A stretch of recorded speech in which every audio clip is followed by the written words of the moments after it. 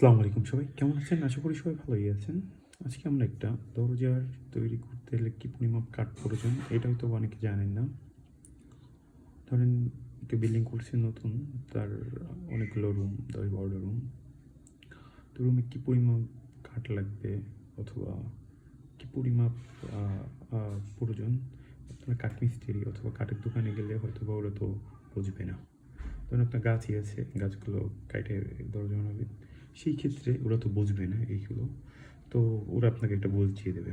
তখন আপনার তো এই বুঝটা কঠিন হয়ে যাবে। কারণ যদি দেখা যাচ্ছে কম বেশি ব্যাপারটা।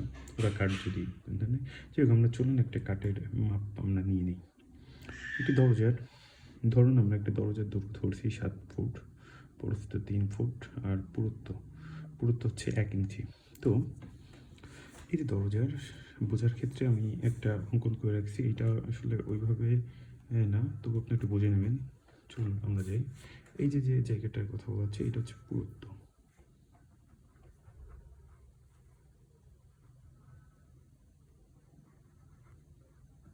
পুরুত্ব। আর এই যে এই পাশে যেটা দেখতেছি এটা হচ্ছে আপনার দৈর্ঘ্য। আর এইটা এইটা এইটা হচ্ছে প্রস্থ।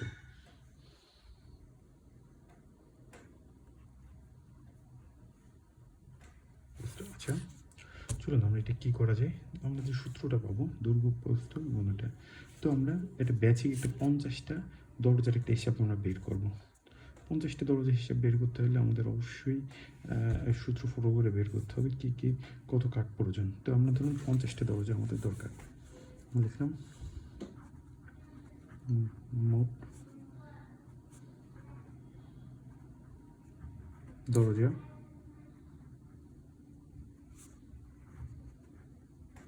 জন্য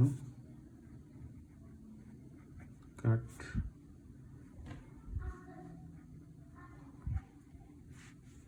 লাগবে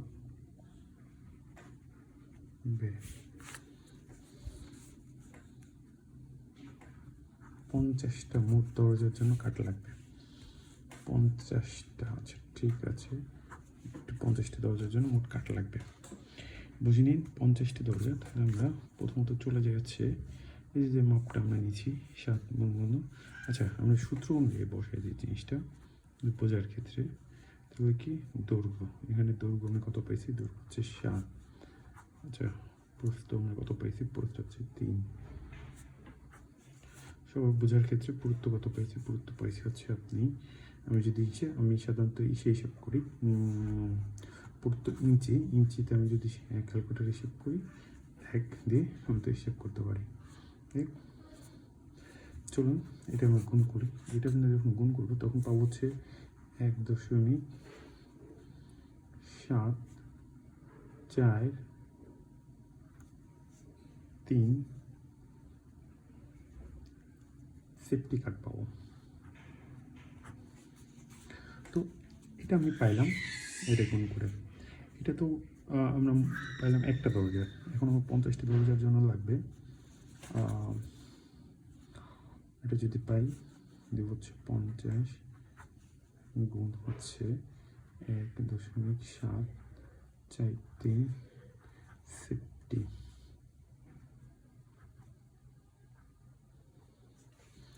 আচ্ছা তাহলে আমরা পাবো মোট হচ্ছে করে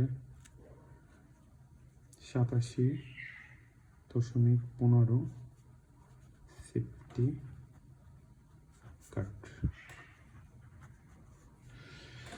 সাধারণত বোঝার ক্ষেত্রে আমি এই অঙ্কটা করে রাখছিলাম। তো এই জন্য আপনাদের সবাইকে ধন্যবাদ। আসলে এটা বুঝলে আপনারা কমেন্ট করতে পারেন এবং আমাদের সাথেই থাকতে পারেন। ধন্যবাদ সবাইকে, ভালো থাকবেন।